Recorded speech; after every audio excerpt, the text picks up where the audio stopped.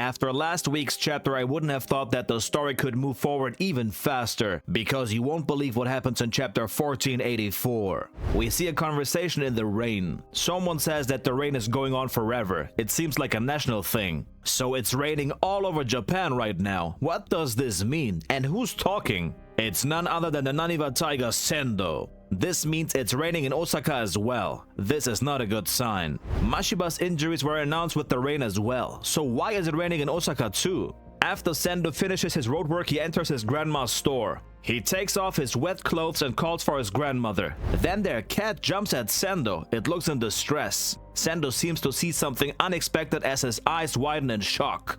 What? It's his grandma. It seems like she's collapsed. No, not this too. Look at how the cat is trying to wake her up. Sendo says grandma and looks like I've never seen him before. This is his only relative. Can it really be? I can't believe this. Then he shouts at her to open her eyes. He says, "You're only sleeping, right?"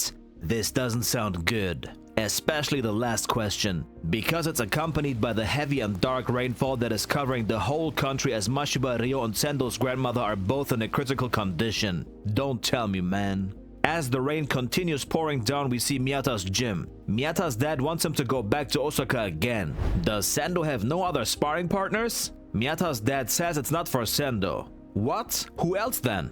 Ricardo Martinez, the king of the featherweight division himself, has asked for Miyata. He's arriving in Japan the day after tomorrow already. He's afraid to break all his sparring partners until the match. That's why he asked for Miyata. Bro, can you imagine the respect he's putting on Miyata's name? Miyata says it's unavoidable. He knows he has to do it. And as they speak, the rain keeps telling a story of grief and darkness. The tension in Japan is rising. A change is coming.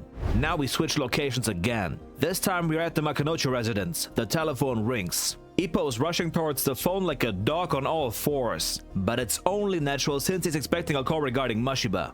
He's immediately asking Kumi for his condition. But it's not Kumi, it's Miyata.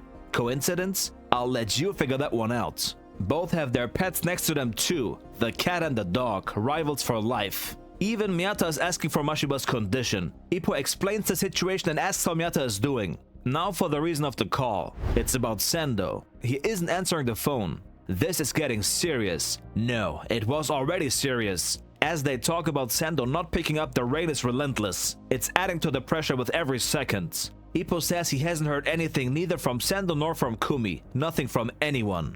Miyata says, I see. I think we all know which direction this is going in, and also what the rain means. I'll just say that Ippo's dad passed away during a rainstorm. Someone is dying, or something. Is it Sendo's grandmother? Is it Mashiba? Or is it a connection between two people? And then Miyata says something. It's been decided that he'll spar Ricardo. Ippo goes almost crazy when he hears this. Miyata's plan is to throw a bunch of smashes so he can see Ricardo's reaction. That's why he tried to reach out to Sendo, to let him know. Miyata says he wants to draw out as much as possible. He's not a spy, but they're both Japanese boxers after all. And then Ippo tells his experience with Ricardo. He says he was able to adapt to the Dempsey role immediately. It wasn't even adapting, he completely and utterly destroyed it. And now catch this. Miyata says Ricardo is coming to Japan 2 weeks before the fight because he wants to acclimate to the environment. Bro, 2 weeks! The fight is in 2 weeks. Of course within the Ippo universe, but that's absolutely wild. The pacing just accelerated by the speed of light.